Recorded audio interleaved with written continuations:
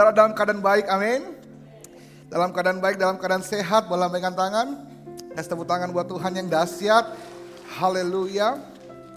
1 bulan ini kita belajar tentang menjadi seorang murid. Kenapa ini penting untuk kita pelajari? Setiap tahun tema ini akan terus ada di setiap bulan pembahasan kita. Setahun sekali kita akan bicara tentang keputusan menjadi murid. Untuk mengingatkan kepada saudara bahwa menjadi orang percaya perlu harga yang harus kita bayar. Itu sebabnya, boleh bantu next slide. Selama 1 bulan ini kita akan belajar tentang menjadi seorang murid. Keputusan untuk mengambil langkah menjadi seorang murid. Minggu lalu Bapak Gembala mengajari kita perbedaan penggemar, pengikut Tuhan, dan murid sejati. Saya percaya saudara belajar banyak. Tuhan tidak hanya panggil kita untuk jadi penggemar, orang yang mengagumi Yesus, orang yang menyenangi Yesus karena mujizat dan perbuatannya. Tetapi Tuhan mau kita menjadi murid yang hidup bersama dengan Dia, hidup sesuai dan terbentuk menjadi seperti Dia setiap hari. Itu sebabnya selama 4 minggu ke depan setelah Bapak Gembala mengajarkan prinsip tentang menjadi murid, kita akan belajar 4 minggu tentang syarat-syarat dan harga yang harus dibayar menjadi seorang murid. Minggu ini saya akan bicara tentang sangkal diri dan pikul salib. Saudara akan belajar sebentar bahwa keputusan menjadi murid itu tidak bisa menghindarkan komitmen kita untuk sangkal diri dan pikul salib. Minggu depan Ibu Gembala akan mengajarkan pada kita salah satu syarat mengikuti Yesus adalah ini. Meninggalkan segalanya dan mengikuti Yesus itu artinya kita dituntut untuk mengasihi Kristus lebih dari segalanya. Minggu keempat akan ada pembicara dari luar, Pastor Rizal Ho. Ia akan bicara tentang menghidupi dan melakukan firman. Karena Alkitab berkata, jika kamu adalah muridku, kamu akan melakukan yang menjadi perintahku. Jadi menjadi murid tidak bisa menolak perintah-perintah yang harus kita taati dalam hidup kita. Dan yang terakhir, minggu kelima, saya akan bicara tentang hati seorang murid.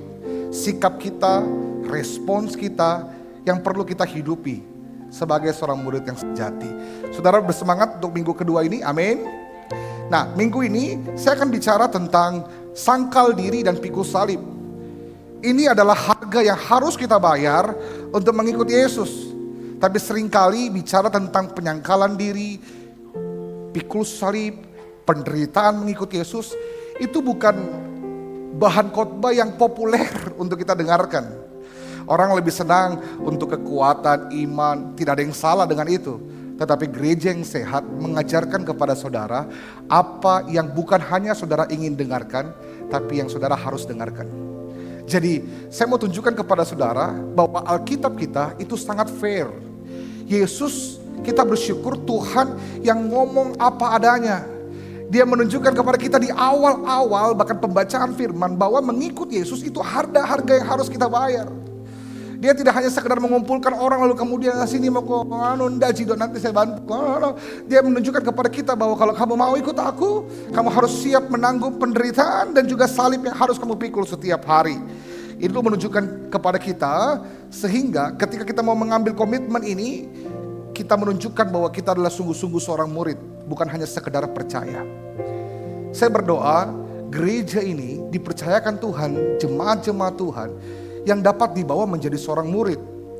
Saya selalu mengingatkan pada diri saya bahwa gereja kita bukan bicara tentang jumlah, tapi bicara tentang tanggung jawab. Berapa banyak pun yang Tuhan percayakan di gereja ini, tanggung jawab gereja ini adalah membawa setiap jemaat yang di dalamnya menjadi seorang murid. Bukan orang percaya saja. Betapa tidak bertanggung jawabnya gereja ketika hanya mengumpulkan begitu banyak orang, tetapi tidak peduli hasil akhir dari perjalanan iman mereka. Itu sebabnya saya berdoa bahwa setiap jemaat Tuhan di tempat ini, kita semua mengambil keputusan komitmen untuk mau menjadi seorang murid. Katakan amin. Mari saya tunjukkan kepada saudara, saya sudah jelaskan di 2 pengurapan, di ibadah youth, saya ulang sekali lagi supaya saudara paham bahwa Alkitab itu membedakan orang yang sekedar percaya dan murid Kristus. Jadi hanya karena kita percaya kepada Tuhan, jangan merasa cukup Pak. Hanya karena kita menerima Kristus sebagai Yesus dan Tuhan dan Juru Selamat, jangan merasa puas. Karena dalam Yohanes 8:30-32 dikatakan begini, setelah Yesus mengatakan semuanya itu, banyak orang percaya kepadanya. Ini ayat dicatat ketika Yesus telah mengajar. Orang kalau dengar pengajaran Yesus, perkataan Yesus, terkagum-kagum sama Yesus. Karena mereka terkagum kepada Yesus, Alkitab katakan mereka mulai percaya kepada Yesus. Tetapi perhatikan, Yesus tidak puas hanya buat orang lain percaya kepadanya, buat orang-orang pada saat itu percaya kepadanya. Setelah mereka percaya kepada Yesus, ayat 31 mengatakan, maka katanya kepada orang Yahudi yang percaya kepadanya. Perhatikan, setelah begitu banyak orang mulai percaya kepada Yesus, Yesus menantang semua orang percaya itu untuk satu langkah lebih maju, untuk mengambil keputusan yang lebih. Bukan cuma sekedar percaya. Yesus katakan apa?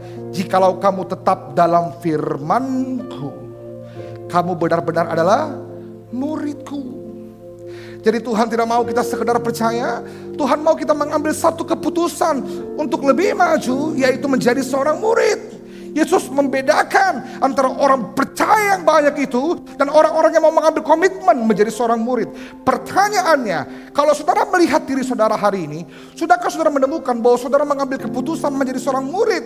Betapa berbahayanya kalau selama kehidupan kita mengikut Tuhan, kita berpikir bahwa kita adalah murid, padahal kita sekedar percaya kepada Tuhan. Kita gak pernah mengambil keputusan untuk sungguh-sungguh mau menjadi murid. Kalau saudara lihat, jikalau kamu tetap dalam firman-Ku, apa artinya tetap dalam firman Tuhan? Sehingga kita dapat dikatakan murid Yesus. Dalam Kolose pasal yang kedua ayat yang ke-6, Alkitab bilang begini, kamu telah menerima Kristus Yesus, Tuhan kita. Karena itu, hendaklah hidupmu tetap di dalam Dia. Saya bersyukur kita punya banyak terjemahan yang bisa menolong kita memahami ayat ini lebih dalam. Dalam terjemahan New Life Translation, dikatakan begini, and now just as you accept Christ Jesus as your Lord, karena kamu telah menerima Yesus Kristus sebagai Tuhanmu, you must continue to follow Him. Kamu harus terus mengikut Dia. Jadi arti dari tetap di dalam Yesus adalah sungguh-sungguh mengikut Dia menjadi seorang murid. Alkitab katakan begini, kamu memang sudah terima Yesus, tapi jangan puas terima Yesus saja. Ambillah keputusan untuk menjadi seorang murid. Pak, Bu, ketika Tuhan jemput kita kembali pulang, Tuhan mengumpulkan murid-muridnya, bukan hanya sekedar penggemar dan orang yang percaya saja. Saya sudah jelaskan berulang kali perbedaan orang yang percaya dan murid yang mempercayakan dirinya. Kalau kita cuma sekedar percaya, kita tidak ada bedanya sama penonton sirkus. Kalau orang main sirkus, dia jalan di atas tali. Waktu dia bertanya, percayakah saudara saya bisa berjalan di atas tali? Semua penonton akan bilang percaya. Diulang 2 kali, percaya enggak saya bisa berjalan di atas tali? Semua orang bilang percaya. Tapi pertanyaan ketiga, kalau saudara percaya, sekarang siapa yang mau ikut dengan saya? Maka ruangan itu mulai diam. Yang satu bilang, kau tadi paling keras kita teriak, kau. Panggil kok. Kita kemudian berubah pikiran kita karena ternyata berbeda antara percaya dan mempercayakan diri. Pertanyaannya, hari ini saudara telah percaya kepada Tuhan atau saudara telah mempercayakan diri saudara? Itu 2 hal yang berbeda. Nah, itu sebabnya 1 bulan ini kita akan banyak belajar tentang ini saudara. Bahwa tujuan kehidupan Kristen bukan hanya membawa kita untuk tahu siapa Yesus, percaya pada Yesus, tetapi juga menjadi murid Kristus. Katakan amin. Kalau saudara senang dengan tema ini yang tidak populer untuk orang baca, saudara boleh baca buku ini. Saya dan Bapak Gembala banyak ambil materi firman dari buku ini. Saya lupa bawa bukunya di kantor saya. Saudara boleh cari di Google, saudara boleh lihat, ini bagus sekali. Kyle Endelman membedakan antara penggemar dan murid. Bagi dia, Yesus tidak pernah memanggil orang untuk menjadi penggemar. Yesus memanggil setiap orang untuk menjadi murid. Seorang murid lahir dari keputusan, bukan hanya kekaguman. Penggemar tertarik pada perbuatan Yesus, tapi murid tertarik pada pribadi Yesus. Ini buku yang sangat bagus. Saudara boleh baca supaya saudara betul-betul mengerti di mana posisi saudara hari ini. Nah, hari ini saya akan tunjukkan salah satu perbedaan penggemar dan murid adalah komitmen. Sama-sama katakan komitmen. Keputusan untuk berkomitmen kepada Yesus. Lukas 9:23, Matius 16 ayat 24 yang sudah baca tadi, itu bicara tentang begini. Katanya kepada mereka semua, setiap orang yang mau mengikut aku, ia harus sama-sama katakan sangkal diri. 2, memikul salib setiap hari. Dan 3, mengikut aku. Jadi saudaraku, Yesus yang memberikan syarat kepada kita bukan untuk mempersulit keputusan kita, tetapi untuk menunjukkan harga yang memang harus kita bayar untuk mengikuti Dia. Yesus memberitahu kita di awal bahwa ketika kamu memutuskan untuk mengikut aku, ini yang akan kamu hadapi.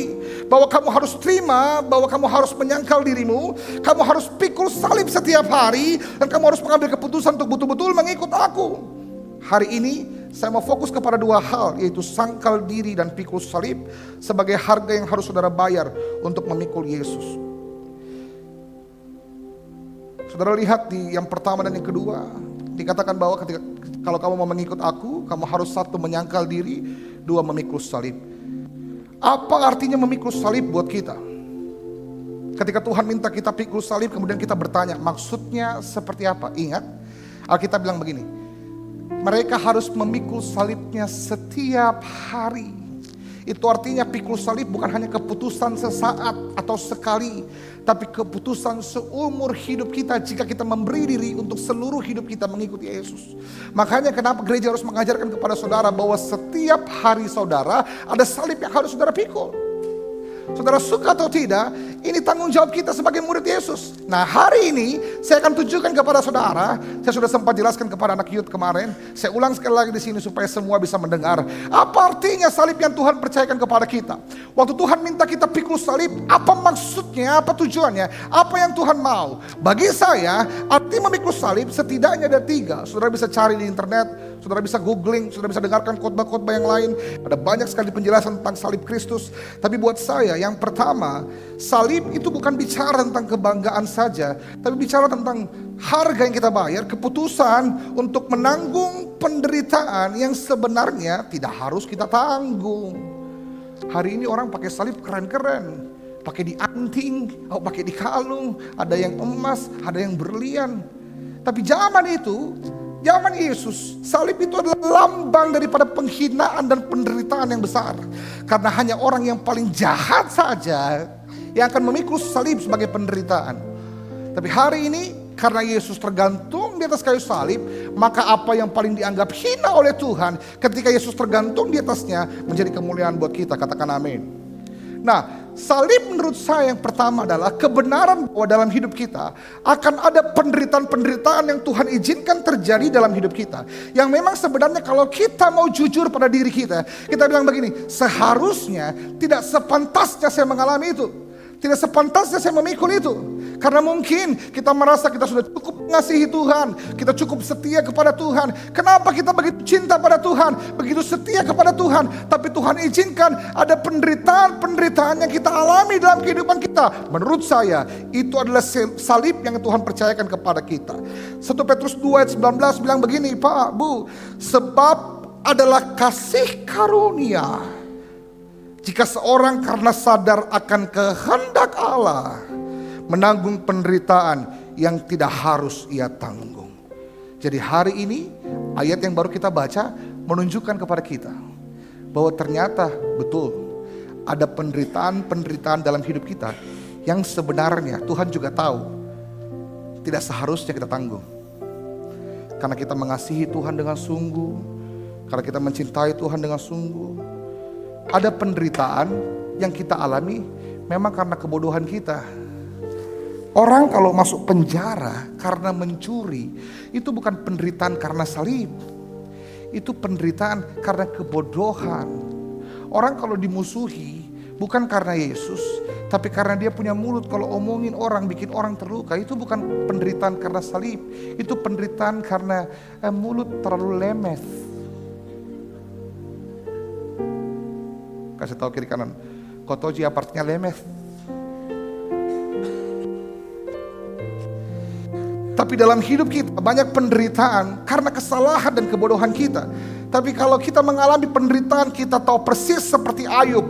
Bukan karena kegagalan kita, bukan karena perbuatan bodoh kita. Kita tidak tahu mengapa kita alami itu. Kita nggak mengerti kenapa Tuhan izinkan terjadi. Percayalah, segala sesuatu yang merupakan penderitaan karena kehendak Tuhan adalah kasih karunia kepada kita. Katakan amin.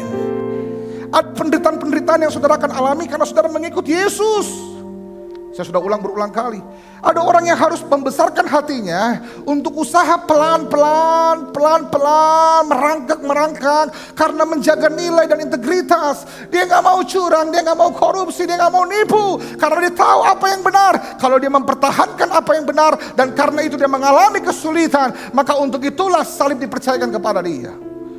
Wah, kita punya gereja juga betul-betul berjuang saudara untuk dapat IMB kemarin, betul.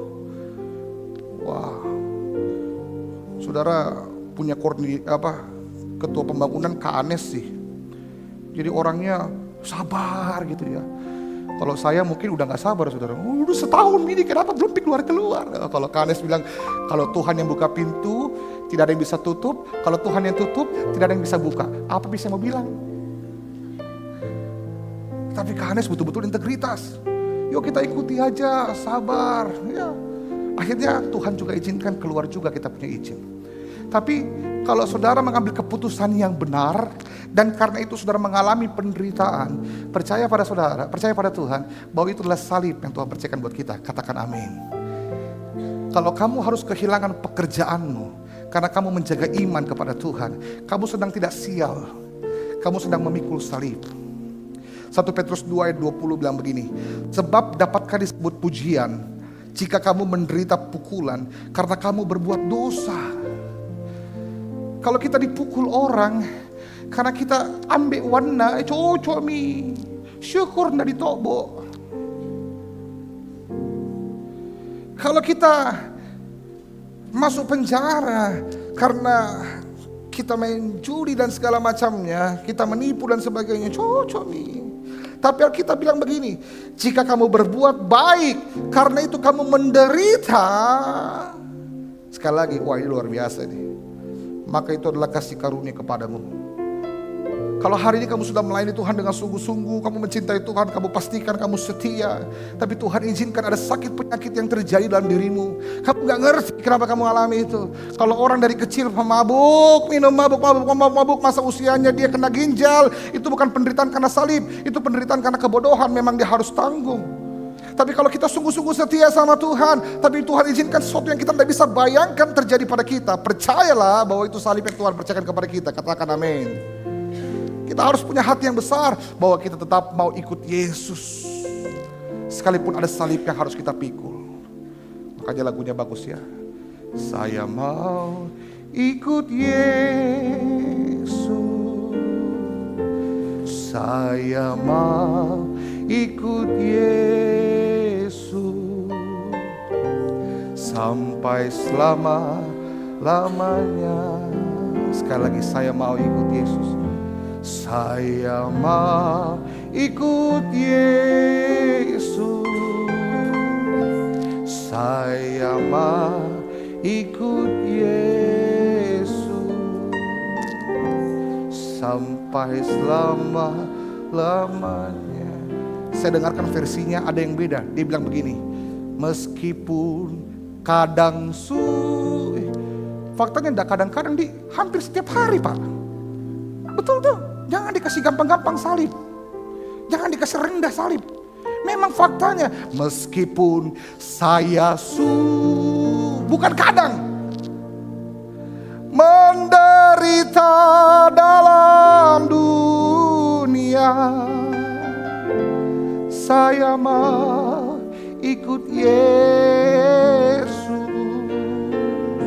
sampai selama-lamanya. Kalau saudara pelajari dalam Alkitab, murid-murid Yesus di akhir hidupnya tidak ada yang dikubur di San Diego Hills.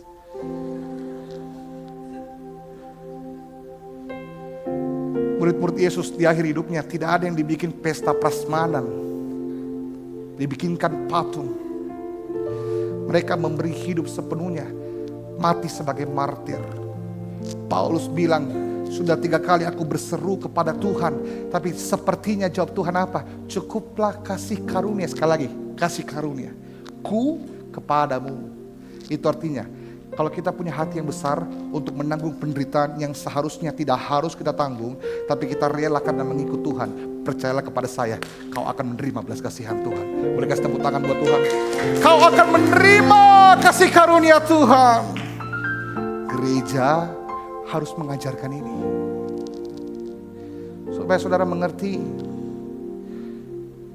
bahwa ketika kita menemukan Yesus sebagai yang paling berharga dalam hidup kita, kita akan relakan segalanya untuk mengikuti.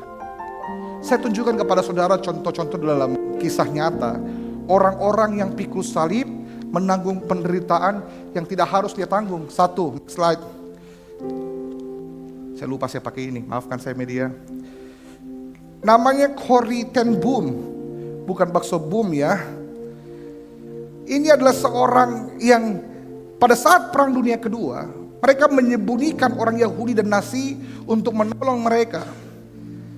Dia berbuat baik untuk menolong orang Yahudi ini, menyembunyikan mereka di dalam rumahnya. Tapi karena perbuatannya itu, akhirnya Boom ini, supaya gampang saya panggil Boom saja. Boom ini ditangkap saudara, kemudian dipenjara, keluarganya dibawa ke kamp perang pada saat itu, meninggal di kamp perang pada saat itu. Dan pada akhirnya begini, yang paling menurut saya menarik adalah Boom tetap dibiarkan hidup dan kemudian dilepaskan kembali kehidupan aslinya.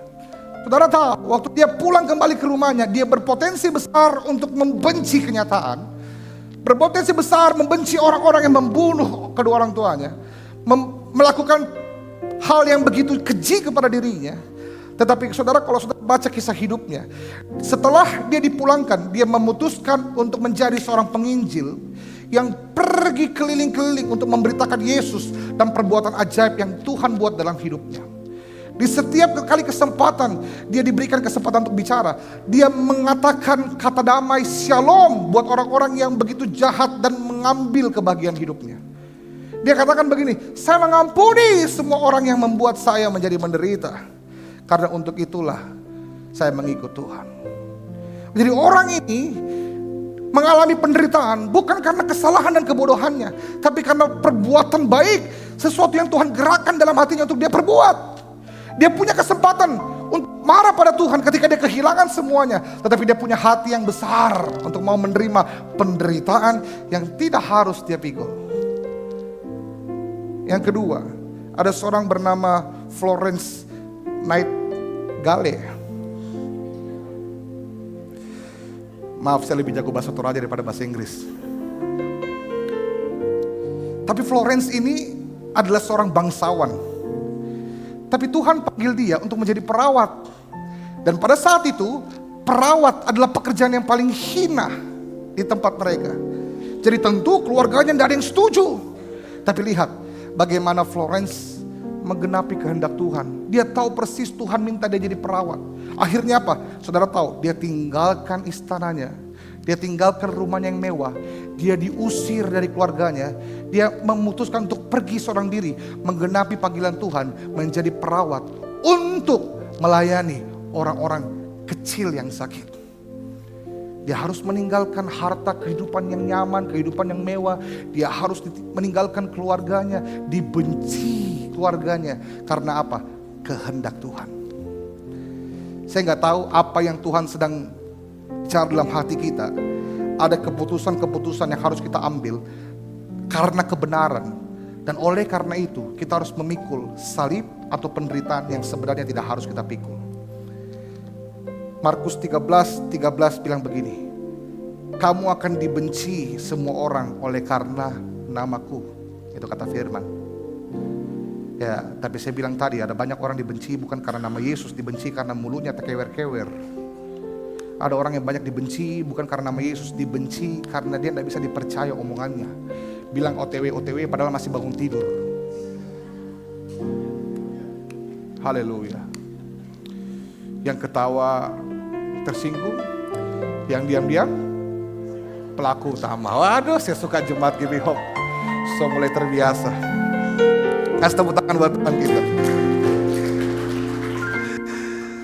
Mengikut Yesus bukan sekedar asal menderita, bukan sekedar asal dibenci, bukan sekedar gagal, Tapi semua kita lakukan karena memikul salib.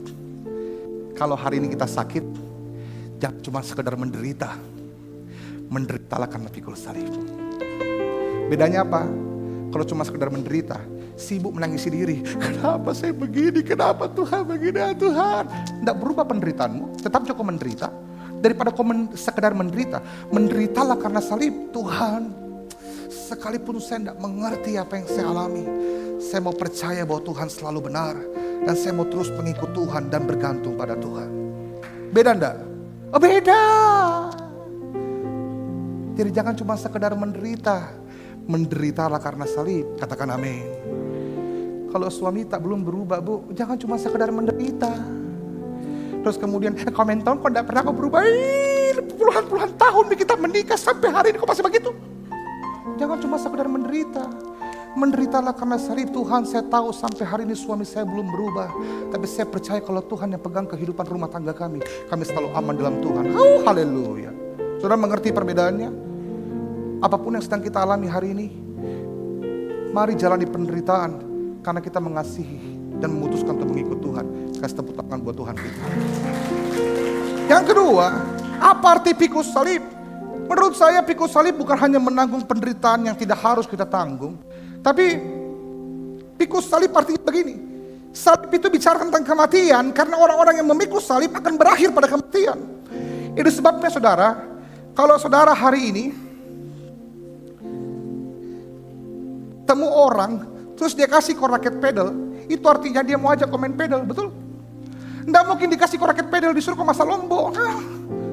Dikasih raket pedal, diundang untuk main pedal. Kalau kita misalnya, dikasih apa lagi ya? Dikasih voucher McD, disuruh pergi makan di McD. Nah, waktu kita dikasih salib apa artinya? Waktu kita dikasih salib, kita diundang untuk masuk dalam kematian Yesus.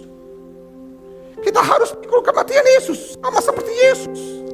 Kita diundang untuk mati bersama-sama dengan Yesus. Bukan mati secara jasmani karena saudara masih hidup hari ini. Tapi mati sebagai apa? Mati secara rohani. Kita punya kedagingan tuh dimatikan tuh. Kehendak dimatikan. Kita punya ego dimatikan.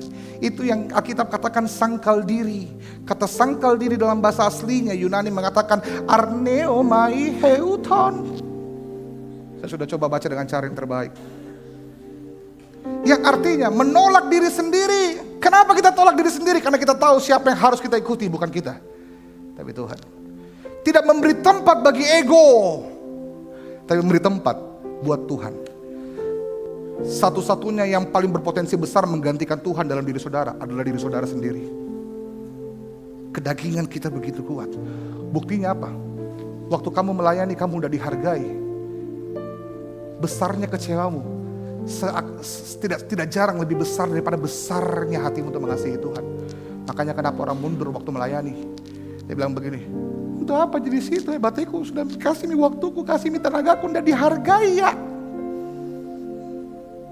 Orang yang melayani karena Tuhan tidak akan berhenti karena manusia. Setuju dengan saya? Kita mengasihi Tuhan, kita mau melayani Tuhan.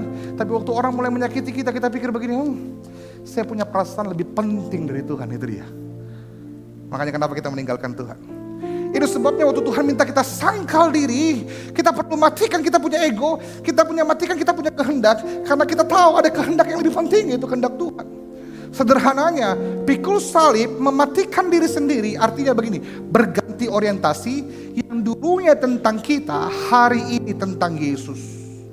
Tahukah saudara, ada begitu banyak orang percaya yang orientasinya diri sendiri, selalu dirinya, bukan lagi pada Tuhan. Kalau saudara ke gereja, saudara cari apa? Kalau orientasimu diri, maka itu sebabnya kenapa tidak heran kalau kau duduk di kursimu kau bilang begini, ini WL-nya enggak ngangkat. Ngangkat apa? Kalau saya begini mau diangkat kemana saya? Pemusiknya kurang bagus. Lampunya berantakan. Saya enggak bilangi pemusik kita ya. Jangan ada tersinggung. AC-nya enggak dingin. Apalagi saudara. Kenapa saudara komplain? Karena saudara jadi raja yang mau dilayani. Saudara enggak datang untuk melayani raja. Saudara pikir saudara duduk di kursi, saya harus dilayani karena saya raja di tempat ini. No, kau datang untuk melayani raja di tempat ini. Siapa rajanya? Bukan kita, Tuhan kita. Datang jangan cari apa yang bisa kau dapatkan. Datang untuk beri apa yang bisa kau berikan. Datang pada Tuhan, bawa pujianmu, bawa hatimu yang hancur. Karena orientasinya bukan diri kita tapi Tuhan. Katakan amin. Karena kalau kau cuma cari tentang dirimu, saya mau bilang begini ya, kemanapun kamu pergi, ke gereja manapun yang kamu masuki, sesempurna-sempurnanya gereja itu, waktu kau masuk dan jadi sempurna dia. Kau cari apa? Kita cari tempat di mana kita bisa memberi yang terbaik buat Tuhan. Karena orientasinya bukan kita, tapi orientasinya Yesus yang mengerti. Katakan amin. Salib bicara tentang kehendak Tuhan, bukan kehendak kita. Waktu kita pikul salib, ada kehendak-kehendak kita yang harus disalibkan bersama dengan Yesus. Ada kerinduan kita yang seharusnya kita betul-betul pengen banget. Tapi Tuhan minta. Tahukah saudara bahwa satu-satunya doa Yesus yang tidak dijawab adalah salib? Ingat Yesus berdoa sebelum disalibkan, dikatakan begini. Ya Bapakku, jikalau engkau mau, ambillah cawan ini daripadaku. Tapi bukan kehendakku, melainkan kehendakmu yang terjadi.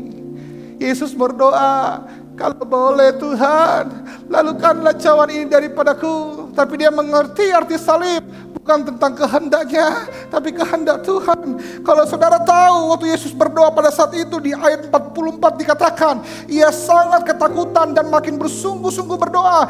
Peluhnya seperti titik-titik darah, saking ketakutannya dia. Di dalam ketakutan itu, di dalam begitu banyak tekanan yang dia alami, dia menyatakan kehendaknya kepada Tuhan. Tapi dia tahu persis bukan kehendakku, bukan tentang saya, tapi tentang kau Tuhan. Saya tidak salahkan kita bergumul sama Tuhan. Tuhan kalau boleh sembuhkan sakitku. Tuhan kalau boleh bukakan pintu bagiku. Kalau boleh, tidak salah kita bergumul dengan Tuhan. Yang salah adalah kita memaksakan kehendak kita. Kemudian kita lepaskan salib itu karena kita gak mau ikut Yesus. Saya tahu ada banyak kehendak-kehendak yang kita rasanya Tuhan berat kalau Tuhan ambil dari kita. Mungkin sama seperti Yesus sampai mengubah keringat kita menjadi darah. Apa itu? Saya gak tahu anak-anak muda, mungkin kau berdoa, Tuhan kalau boleh saya mau masuk di kuliah A, kuliah B, kuliah C. Waktu kau sudah belajar baik-baik, kau sudah persiapkan dirimu. Pas kau mau kuliah, detik kau mau mendaftar, bapakmu ditangkap karena main judi. Kau bilang, panciku saya. Sekali lagi bukan kehendak kita, tapi kehendak Tuhan. Ada orang yang 5 tahun pacaran, mau menikah, sudah kumpul uang tabungan, sudah mau DP ini, DP itu, DP itu, DP ini. Detik dia mau masuk dalam pemberkatan, detik dia mau dinikahi, selingkuh laki-lakinya. Oh, matinya.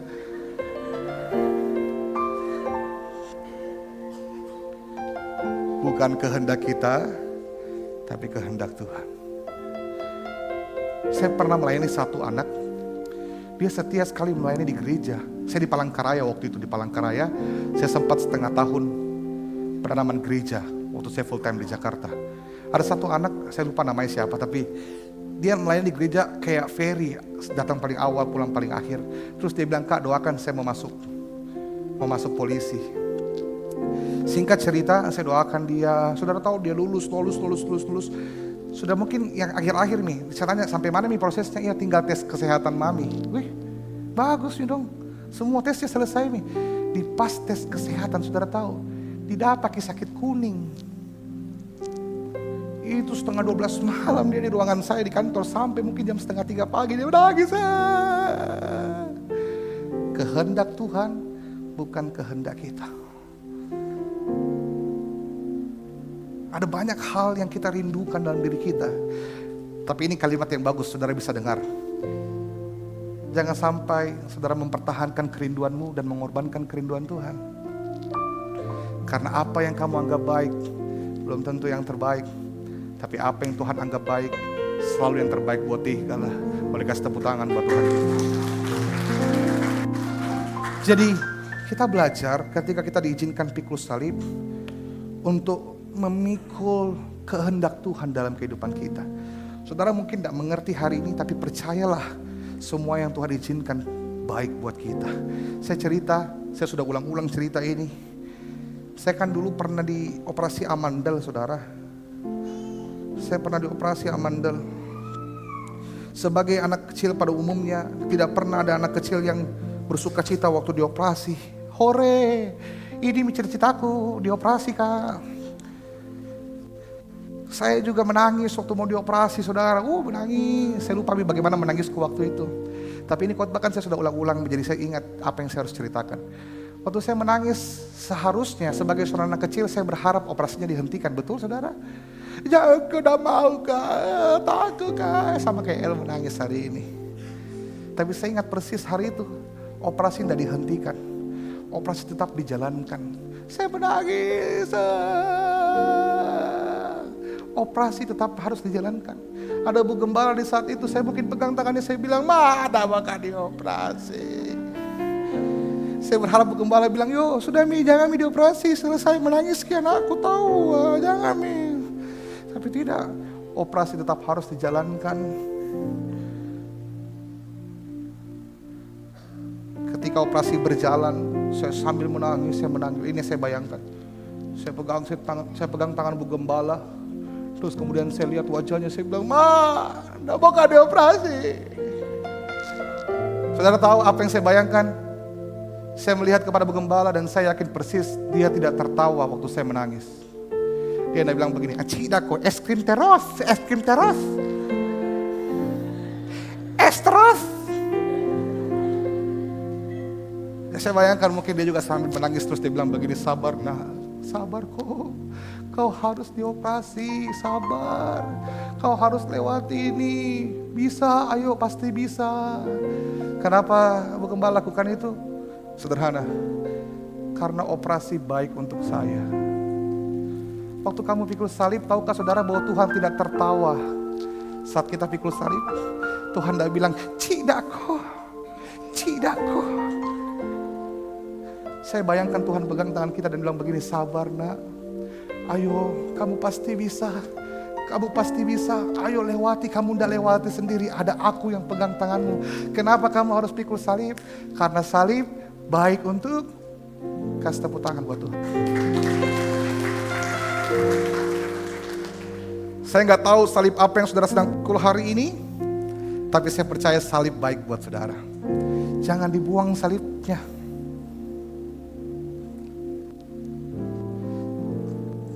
Karena saya percaya kalau saudara taat terus pikul salib itu akan bawa saudara pada kemuliaan. Katakan amin. Yang terakhir, waktu saya singkat, arti salib menanggung penderitaan yang tidak harus kita tanggung. Rela mati bersama dengan Yesus dari kedagingan kita, dari kehendak kita. Yang terakhir, bagi saya salib adalah keputusan untuk hidup sama seperti Yesus. 1 Yohanes 2 ayat 6 bilang, barang siapa mengatakan bahwa ia ada di dalam dia, ia wajib hidup sama seperti Kristus telah hidup.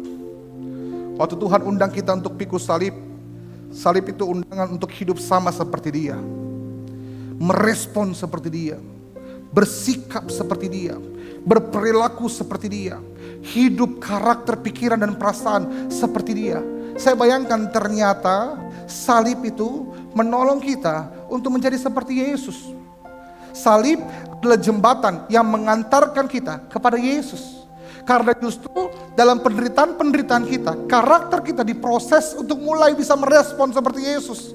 Dalam kesulitan, dalam pergumulan kita, pikiran kita mulai dibentuk seperti Yesus berpikir.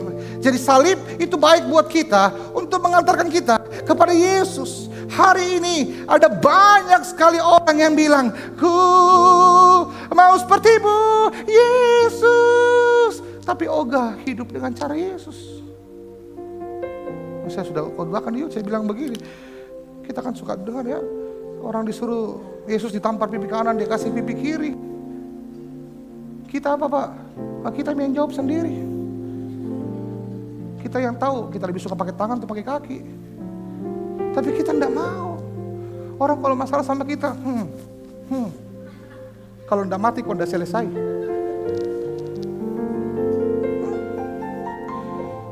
Alkitab bilang Yesus dicaci, dimaki, dia tidak balas.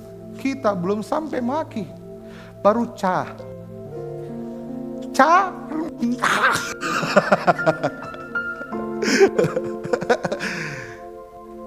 Tapi kita yang tahu bagaimana kita hidup. Kita tidak ada mirip-miripnya sama Yesus. Padahal kita terus datang ke gereja untuk ketemu Yesus. Jangan-jangan hari ini kita mengerti bahwa penderitaan Yesus salib mengajarkan kita bahwa Yesus menderita bukan hanya supaya kita tidak menderita. Yesus menderita supaya ketika kita diizinkan menderita, kita menderita seperti Yesus menderita. Responnya sama seperti Yesus. Amin, saudara. Kita dilatih untuk punya respon seperti Yesus. Jadi jangan buang salib kita, jangan tinggalkan salib itu, karena salib itu yang akan membawa kita kepada Yesus. Kasih tepuk tangan buat Tuhan kita. Saya undang WL Singer maju ke depan. Saya sudah selesai. Salib adalah kesempatan pembuktian kasih kita. Salib adalah kesempatan untuk pembuktian kesetiaan kita. Ikut Yesus. Jadikan keputusan untuk sepenuhnya menjadi seorang murid. Arti memikul salib, menanggung penderitaan yang tidak harus kita tanggung. Dipanggil untuk mati bersama dengan Dia secara kedagingan dan ego kehendak kita. Dan keputusan untuk hidup sama seperti Yesus hidup. Roma 8 ayat 18. Undang kita berdiri. Mari kita bacakan ayat ini bersama-sama sebagai penutup. Saya mau ikut Yesus. Kita baca Roma 8 ayat 18. Mari setiap kita dengan suara yang keras, hitungan yang ketiga. 1, 2, 3. Sebab aku yakin bahwa penderitaan zaman sekarang tidak dapat dibandingkan dengan kemuliaan. Sekali lagi, 2, 3. Sebab bahwa penderitaan tidak dapat. Kasih tepuk tangan buat Tuhan kita. Apapun salib yang Tuhan percayakan kepada kita hari ini tidak akan sebanding dengan kemuliaan yang Tuhan siapkan buat kita. Amin. Angkat tangan kita.